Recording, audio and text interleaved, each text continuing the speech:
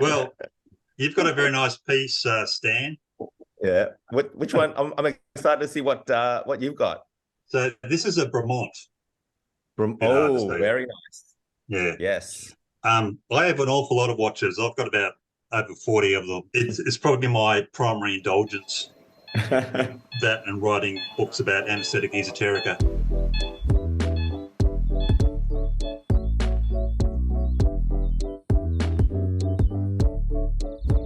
Hi everyone, and welcome to Anesthesia Coffee Break. I'm Lahiro. And I'm Stan. And I'm Lachlan. That's right. Today we've got a special guest on today. Today we've got a very special guest. That's Lachlan Rathie. And he's a senior staff anaesthetist who's worked mainly in Toowoomba Hospital in the southwest of Queensland. He was a former rural GP and supervisor training for over a decade, as well as the deputy director of the Department of Anaesthesia for several years. Now, most importantly for us, he's been a primary examiner for almost a decade and a member of the primary exam subcommittee, and really spent a whole lifetime helping trainees pass this exam. Now, quite interestingly, we just had a chat about watches. So he really enjoys bird keeping, playing tennis, and expanding his watch collection. But I mean, very interesting for us. He's written quite a number of books. So the Board Anaesthetist, the Cynical Anaesthetist, the first year, and also the Anaesthetist Companion. And now something very relevant runs the ANZCA Primary Exam Companion. So we might kick off, Lachlan. Why did you write this book? It was a book I always wanted to write. I like writing books, and my registrars over the years said, "Oh, you should write a primer book for the primary," and I agreed. But in retrospect, I don't think I could have written that book early in my career, and certainly it's helped being an examiner as well, and certainly the experience of being an examiner, I think, has resulted in me being able to write a book that is a whole lot better than what it would have been without that examiner experience. So the book is ultimately written to help people pass the exam. That's the whole point of it. It's been really well received, and I'm very. It was the hardest book for me to write. As you mentioned, Lara, I've written quite a few books, but this was the hardest one to write because I was acutely aware that I wanted to get everything right in this book. Yeah, and you talk about it being hard and wanting to get it right. Like, do you mean get it right in terms of the concepts, or getting right in terms of the coverage? A bit of both. I have to be selective in terms of what the coverage is because the curriculum is so broad. And as I say at the start, what makes the primary exam so tough is, I think, the single biggest thing is it's just an incredibly broad, wide curriculum. So I've got to be selective with what I talk about.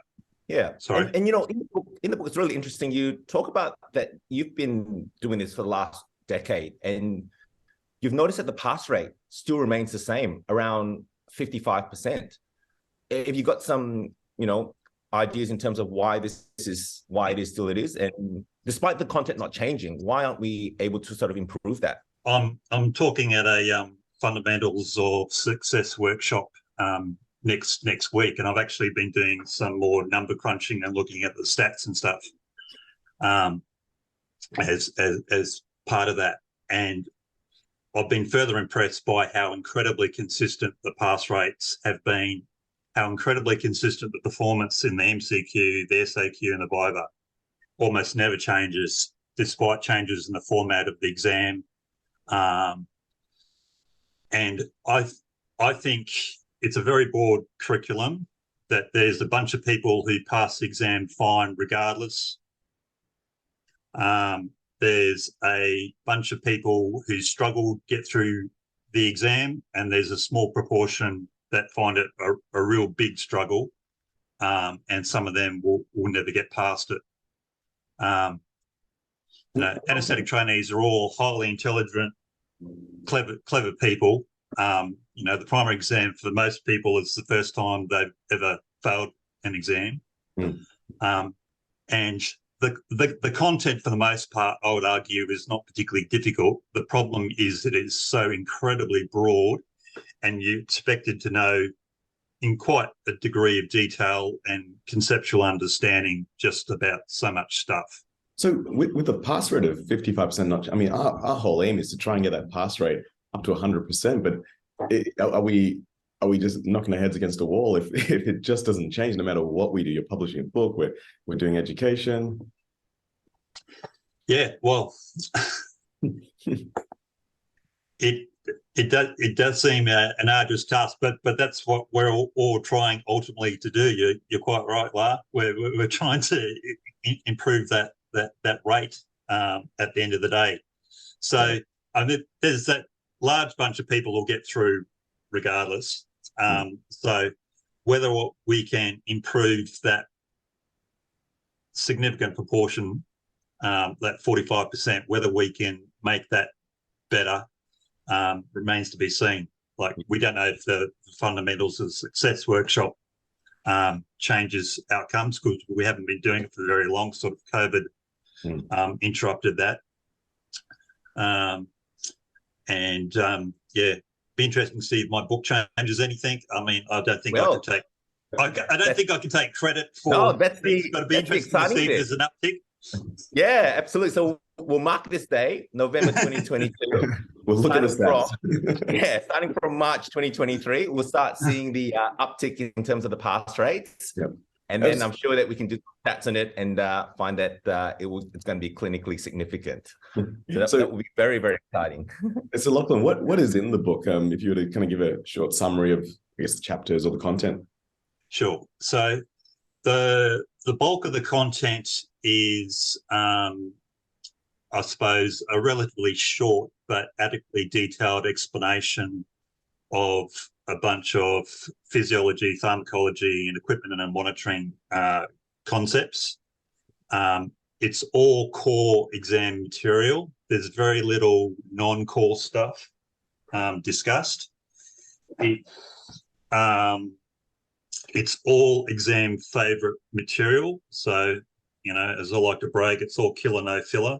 So there's quite a lot of, in the pharmacology bit, there's quite a lot of pharmacokinetics. There's quite a lot of stuff about propofol pharmacokinetics, because that's core to our practice, and it's poorly covered in the text.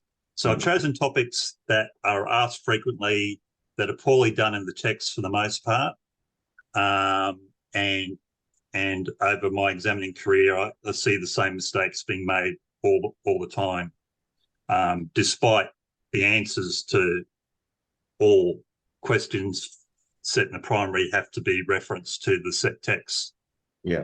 So that's what the bulk of the book contains, but there's also other stuff. There's 500 short format questions at the back, which are very similar to the short quiz questions in the back of Kerry Brownis's Physiology Bible book.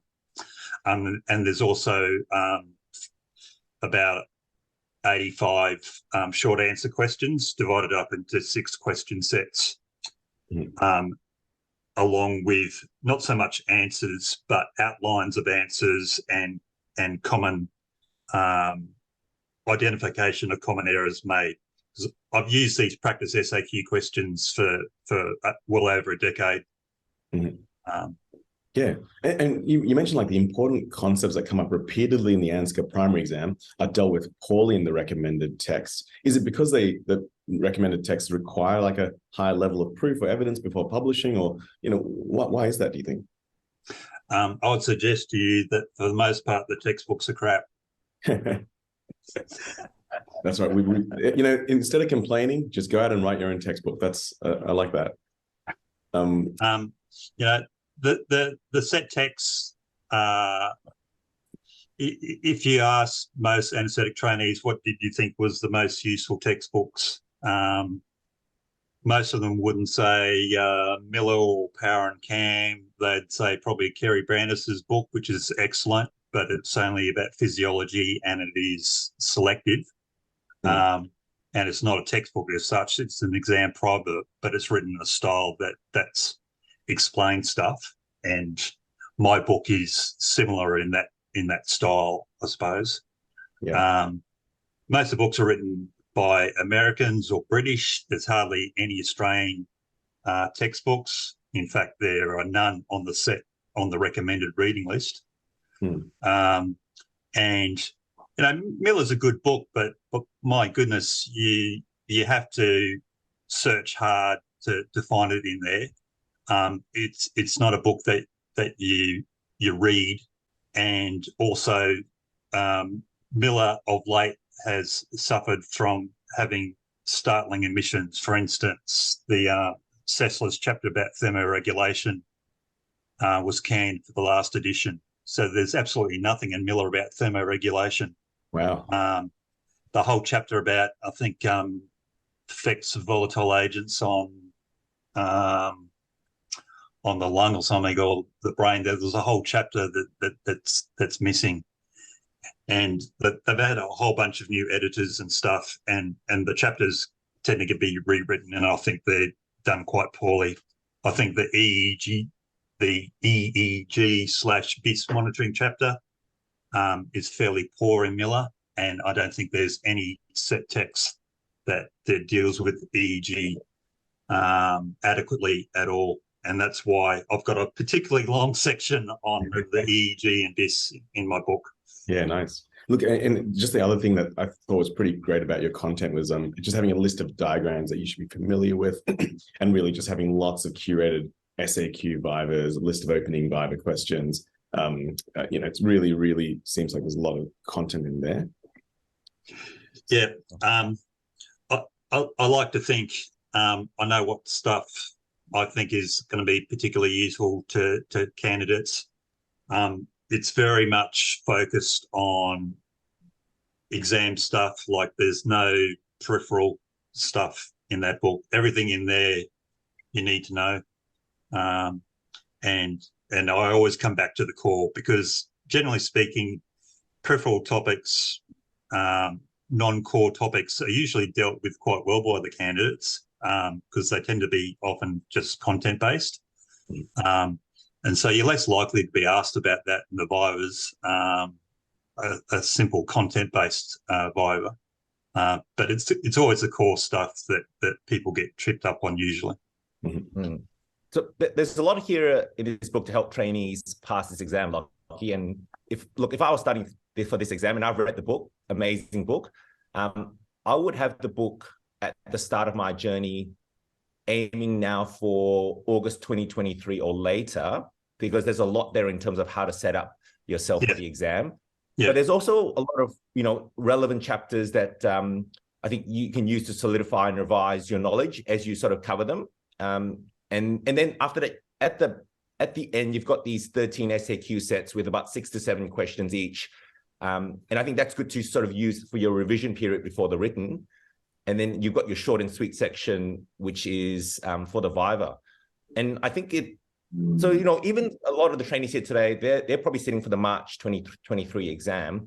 They can still get the book and use that SAQ sets to revise for the written, and then that short and sweet section to revise for the viva. Would you agree? Yeah. Oh, yeah. Yeah, totally. I mean, the book is being written to help with the whole anaesthetic primary journey. So as you know, there's quite a bit of stuff about that are just my personal thoughts about how to prepare for it, and the exam resources that are out there, of which my book is just one piece. There's a whole stack of stuff, including your podcast, which I haven't mentioned in my book, but I will rectify that situation. It's very easy to change the content of books on Amazon, fortunately. But there's just like so much stuff out there, like including things like PLUT. At the time when we did PLUT, we had good intentions and an awful lot of effort went into PLUT. But I personally find it not a particularly useful tool to use in terms of exam preparation. It's more useful for probably the person who hasn't even started studying for the primary properly, just something that they can look at each day just to get them thinking about something. Well, to give you some feedback about PLUT, Lachie, I mean, and it's such an amazing resource, like what you and the group of examiners have created. I think when you do it section by section, I think in itself, it feels that way in terms of that it's not useful. But what you've actually done is you've actually curated over time a list of true, false answer statements and a list of ideas and concepts that have actually been collated together. And I've actually seen documents which have collated all those ideas together. And that in itself actually creates a document that I think trainees find really useful. So, I think with all these ideas, even for us, what I think about these ideas is that it's always like a 3-4 year project. And then after that, another iteration comes on, which builds onto those ideas. And I think that's how education and the way that we transfer information gets better. Because ultimately, we've got this 55% pass rate that I think, you look at that, we're trying to find an intervention which makes a significant difference. Imagine if you had, I guess, any disease which had a 45% morbidity. Like you would going, any intervention that you want to put in can make a significant difference. So I think this is where your book comes in. It's another iteration, another build upon all that knowledge that's, that we've sort of created over the last decade. And I think this is where we really, like Lai and I are really enthused about these ideas to help improve, trainee success. Lachlan, you've recommended a 43-week kind of study plan for the written. And so that's pretty good to know, because we've got like a 46-week plan for our, for the written for our trainees. So was this a plan that you wrote up as a trainee and followed, or kind of a plan you curated over time or experience as an SOTU examiner? I sort of cobbled it together as I was writing the book. I did look at other people's study things. And I think for the most part, you're talking about a year of fairly dedicated study, but you've got to give yourself rests and breaks and stuff. So out of 52 weeks, 43, 44, to me sounded about right. I mean, I personally took less. I know other people took more. There's a broad range. Yeah. The thing about this exam, as I keep on saying, it's a huge, broad curriculum. It just takes a long time to get across the amount of stuff. And passing the exam, certainly passing the MCQs, is a reflection that you've done enough work, you've done enough stuff, you've packed enough facts into your hippocampus to get past that step. I think there's a lot of overlap between the SAQs and the Vivas in terms of they essentially have to share the same sort of content, the same sort of concepts are asked about. I haven't done all that much about MCQs in my book because there's other excellent resources for MCQs, particularly Mac 95. Lockie, I know it wasn't addressed in the book, but do you have any sort of advice for those who haven't gotten through the exam and are preparing again for the next one? Do you have, as in your experience from your decade, have you got like a plan in terms of how to approach a second or third sitting? I'll be giving my 5 cents worth at the Fundamentals of Success workshop. I'm a big believer about focused practice SAQ preparation. So I talk about 2 phases of things that you do.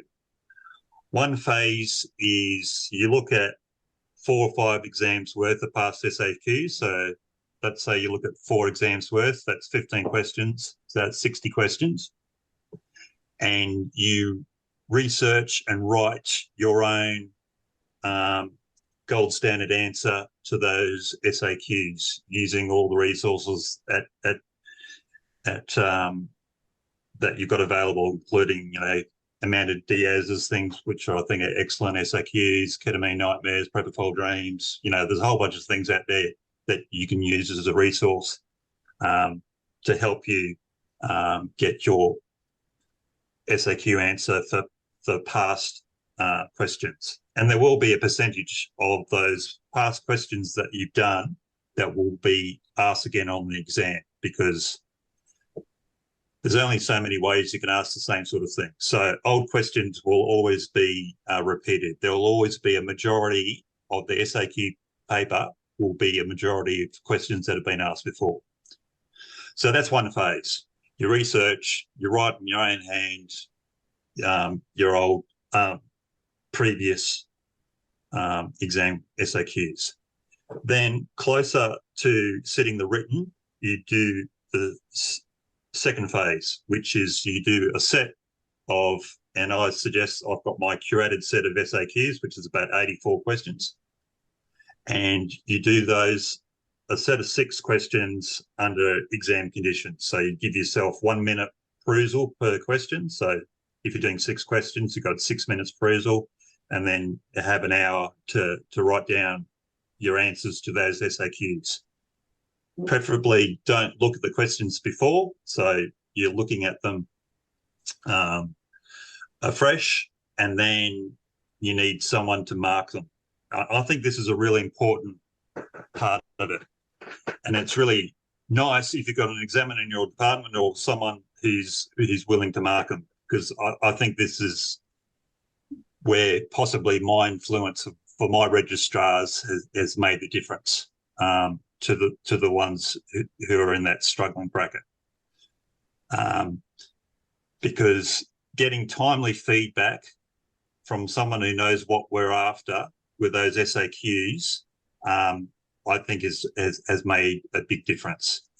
So you're practicing SAQs that are, again, directly exam related, covering stuff that you could well be asked in the actual exam or the vivas, and just getting clear what misunderstandings are there already, and just it's replicating that exam experience of not having seen the question the day before and not having time to mull it over, and just seeing how much you can produce unprompted. That's really good. I think the idea of feedback is such an important one, and comes up very commonly with the ideas of making sure that you've got resources around you, consultants around you, consultants who are really engaged in the process. I think for a lot of trainees who don't have that, don't have that resource available, what would be some of your suggestions to help them? Because I know your book has actually got comments with regards to each SAQ. Can they use that to mark their own? Absolutely. That's the whole point of putting that stuff in the book, because they're pretty much the same question set that I've been using forever. And I've, I don't know, well over 100 registrars, easily well over 100 registrars have done those same practice SAQs over the years. So I see the same patterns, the same mistakes or errors being made continually. So you're benefiting from the experience of all these other guys. I've given an outline of those common problems. A lot of the SAQs will be about a topic that I discuss at length in the book elsewhere, and I'll just say, read this section or whatever, or see that section. So the guts of a answer are there for most of the SAQs already in the book. Not getting it marked, or getting it marked 3, 4, 5, 6 days down the track is a far less useful exercise. So you really need that timely feedback. And if you do a 1 out of 5 SAQ, that's your cue to do that one again. And so, Lachie, just to clarify, when you say timely feedback, it's feedback on the day, or do you think the day after?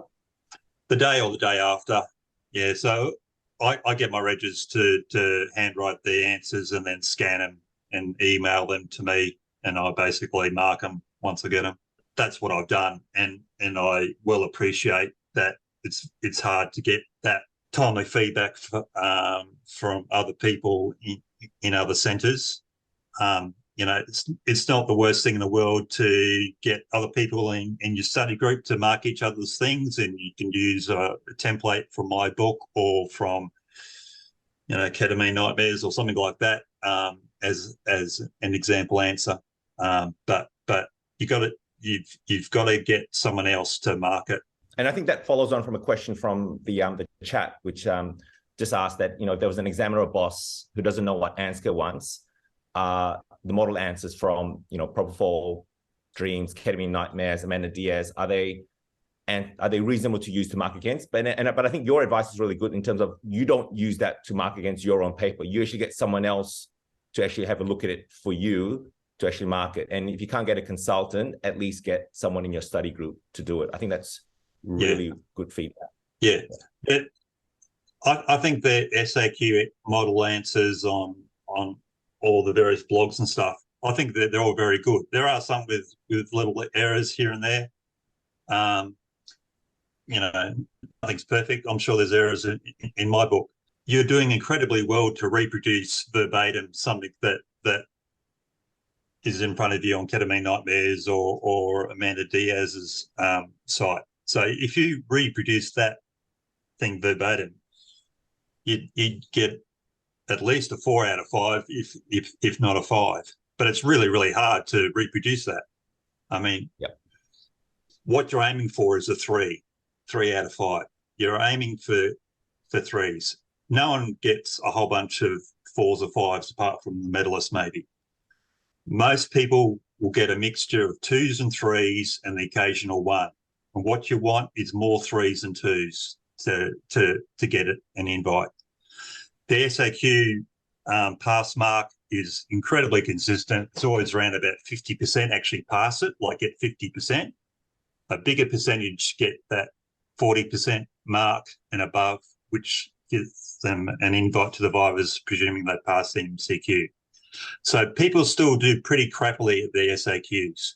So the SAQ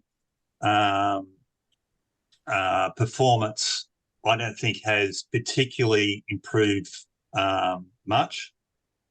And that's the area where you've got the most to gain, because the MCQ is a pass-fail thing. So once you've passed that mark, it's then 50% of the marks are from your SAQ, 50% from the viva. And the problem is if you go into the viva and you've just got between 40 and 45% marks with the SAQ, that means you've got to get 55 to 60% in the vivas.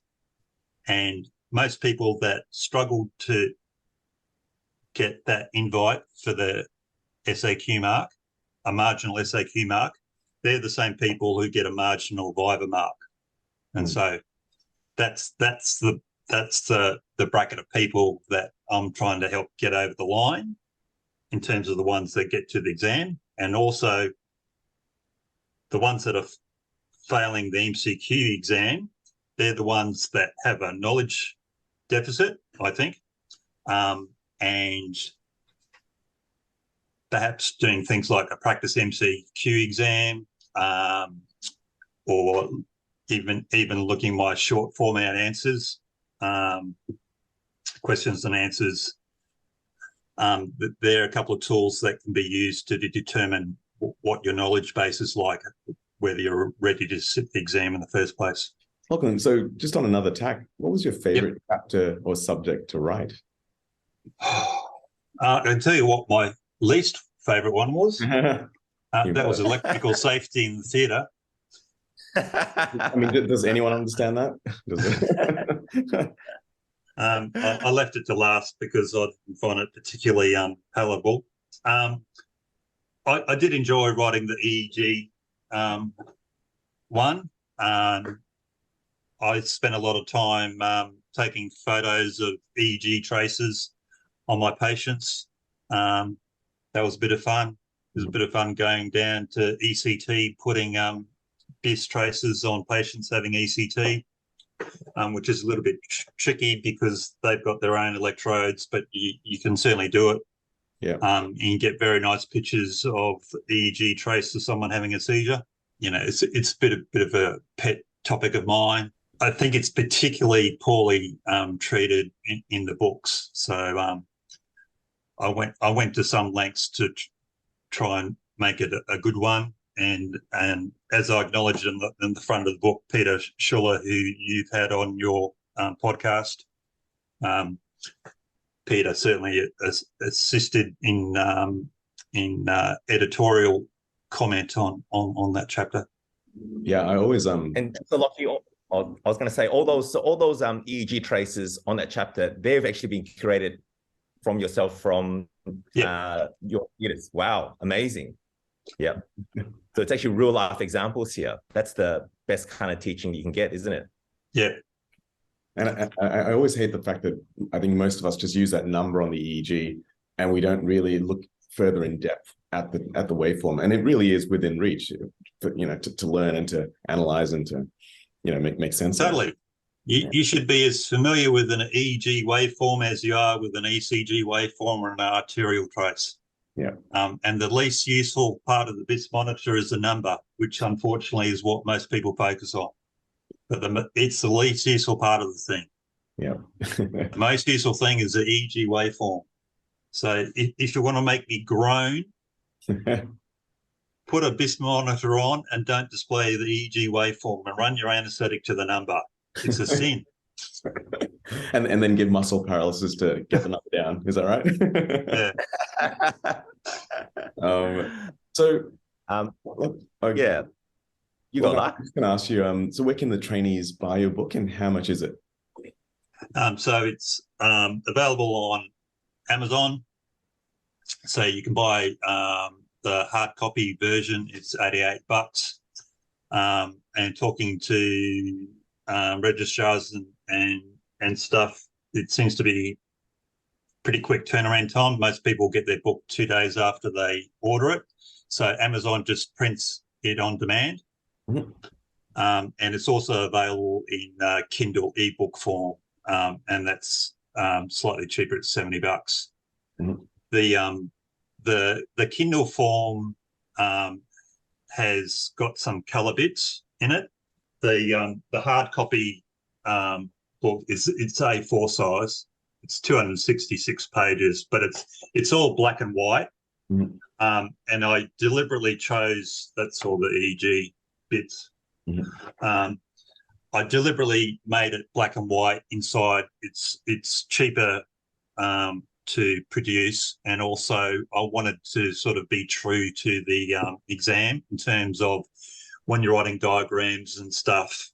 Usually, you just you've got a pen and pencil, so it's in black and white. So I've deliberately made that decision to have it in black and white. And looking for the audience, can you just show what the book looks like? I think you've got one in your hand right now. Yeah. So it's an A4 book, pretty much like the size of Brandis's Primary Bible book. Yeah. Yep. Yep. Similar width as well. Yeah. Except it's bright orange, of course. It's my favourite colour. Yes. It's a lucky colour. Now, there's 290 pages in that book. Is that right? 266 or so. 266, yeah. On the Kindle version, which I've got, there's actually Kindle will be different, Kindle's got 490. Kindle manages the size depending on what your text size is. So it's different formatting for Kindle depending on what device you're looking at it. Yeah. It's really good to know that it's a print-on-demand service, because I must admit, I actually checked the link a couple of days ago, and it said that it had sold out the paperback version, but now I think it's back online again. Yeah, so it is. It is. You know that if you just wait a bit of time, they'll catch up with the and you should be able to get the. One of my registrars mentioned that to me the other day, and then when I looked again, it had gone away. So my understanding is that they print it on demand. Yeah, that's amazing. Lockie, how long did it take you to write the book, just out of interest? Probably about a year and a half or so, on and off. Yeah, I found it undoubtedly the toughest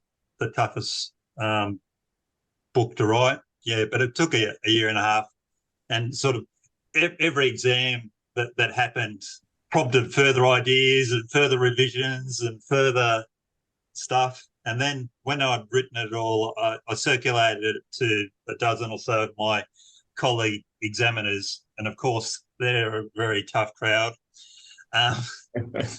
So then I had to make further multiple revisions and stuff, but it was all worth it. I think I'm pretty happy with the product, and if I can make my fellow examiners think it's pretty good, then I've done well. Well, that's the thing. None of these things ever stay adequate, do they? You constantly have to review and revise and change and modify, update.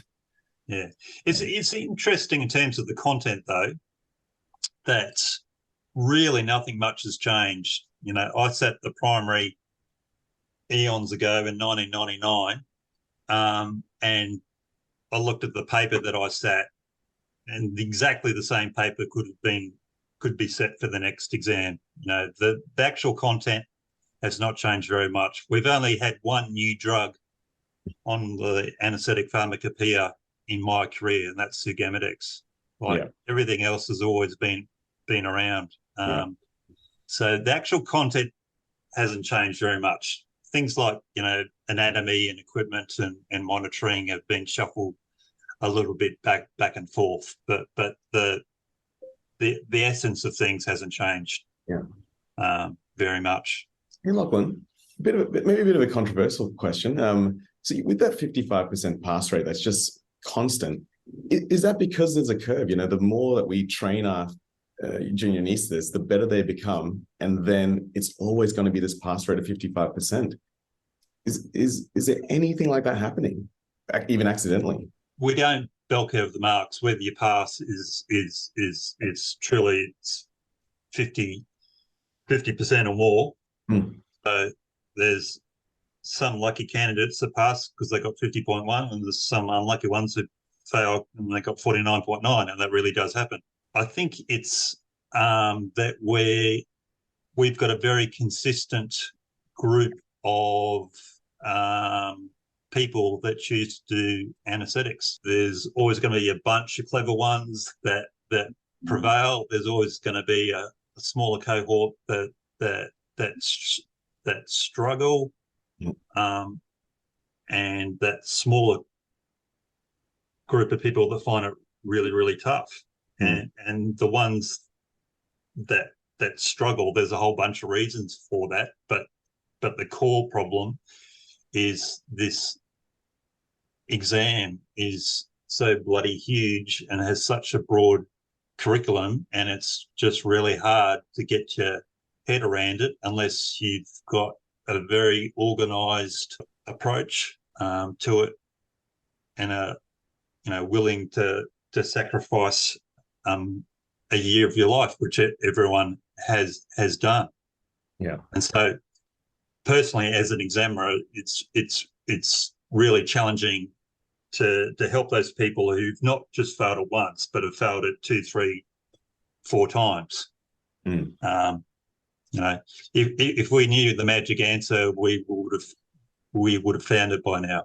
Sorry, I was going to say, anecdotally, Lockie, you know, from what I've seen over the last couple of years, I think there's actually been an improvement in the SAQ. I mean, you can tell me, in the SAQ marks, but where I think trainees are sort of falling off is at the MCQs, where it's evolved, where they've stopped a lot of repeats and a lot more new versions or variants of old versions come up, and trainees are recognizing less and less of that more. And I think anecdotally, that's where a lot of trainees are actually falling off. They're meeting the 40% mark for the SAQ, which is still borderline, and you would say that, you know, gives you actually a lot of challenge to pass the vivas.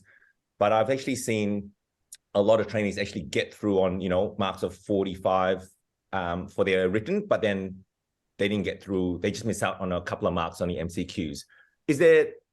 Have you seen like a trend like that at all, or has it been consistent over the last decade? I think it's a similar cohort that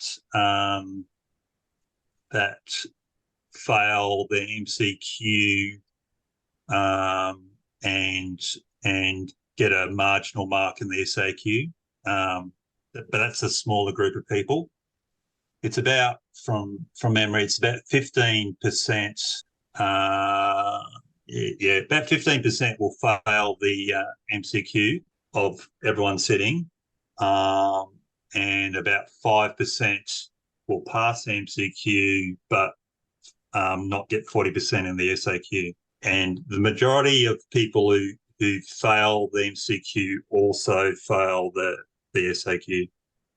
Don't get an invite there. One of the things I really enjoyed about this book was your last chapter, 20 things to do after passing the primary exam. Yep. Out of those 20, I know you've counted one off, and I won't tell the audience which one you counted off. But aside from that one there, which one of those would be your favorite one to do? I need to refer to my book here, Stan. I just want to go through this list because it's quite great. Read a book if you want to read. Thank all the people, especially your family. Go away for a nice break somewhere. Have a celebratory party with your study group. Repay your sleep debt. That's a big one. Enjoy spending time with loved ones without feeling guilty. Excellent. Jot down the vivas you had so you can use them as practice vivas on your colleagues, because you'll be practicing with your colleagues and training the next generation for years based on those vivas. That's definitely what I've been doing. Reflect on how much you know now and how little of it you'll retain a month from now. Go to the cinema, see that latest ridiculous Marvel movie release, tend the neglected court of your garden, declutter the office, treat yourself to a little retail therapy, PlayStation 5 perhaps, appreciate how learning all that stuff has made you a better anaesthetist, catch up on all those WBAs you've been neglecting, learn a new skill that's not work-related, juggling, very nice, and binge one of the many HBO series everyone's been raving about, construct an action plan to lose those extra kilos, very good, and teach a med student a concept you understand properly now, and start studying for the final exam. Probably number 6.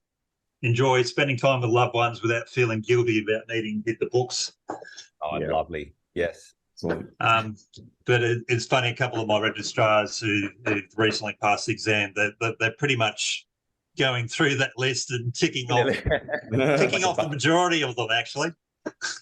It's almost like an immediate bucket list, and it's a very good. Yeah. Thank you so much, Lachie. I really appreciate your time. I mean, your insights over the last 10 to 20 years on this exam is just invaluable. And I've read the book, and I think I highly recommend all the trainees out there to at least grab a copy. I think it will help you immensely. And as I said, we'll mark this day as the day where we'll see an uptick in the pass rates.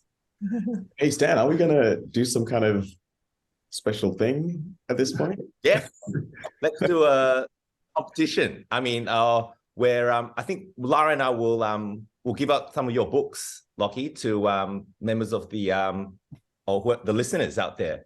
So, awesome! For the audience out there, what does 47 millimeters mercury represent in the alveolar gas equation? Just email us their answer in, and we'll pick someone, and we will announce the winner next episode. Beautiful. So we'll give a couple of answers. So the email is lahirandstan@gmail.com. Get your answers in. We've never done this before, but sounds exciting, and we'd love to give out some free copies of this book. I collected a copy of some of my other books. So apart from the first year, which is a serious textbook with plenty of lighthearted material for levity value. All the other books are written for entertainment value. And we'll put the email in our description in the chat, in our podcast at the end. Yep. So it's in the front of the books. So the LMRathie@gmail.com. Yeah. Beautiful. Hey, thank you so much, Lachlan. That's an absolute pleasure, an absolute honor to have you on the podcast, and and the fact just really appreciate all the work you've done over the last decade, just helping trainees get through this exam. And I think we all wish we had a Lachlan in our department to help us out and give us all that extra knowledge. So thanks very much for joining us. Please share this with anyone who might be interested, and tune again for the next episode of Anesthesia Coffee Break. See you guys next time. Thank you very much.